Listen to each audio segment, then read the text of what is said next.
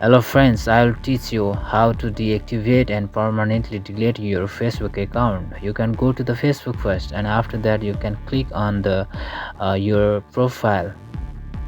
After that you can see the setting and privacy button there.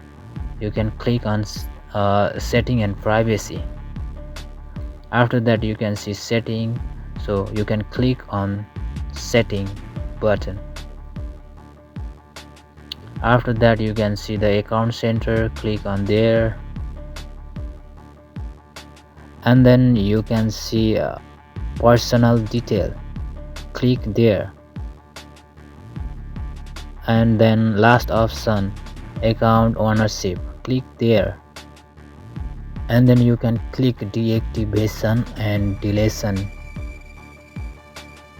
and you can click on your profile which you want to delete or deactivate. You can see the two options there. First option is deactivating your account, and the second option is your account permanently delete.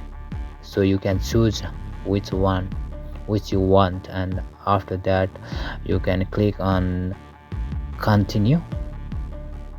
Then you can finish your all process of deactivate and permanently delete your Facebook account. Thank you for watching my video. So if you like this video, you can do the subscribe and share to other people. Thank you. See you next video.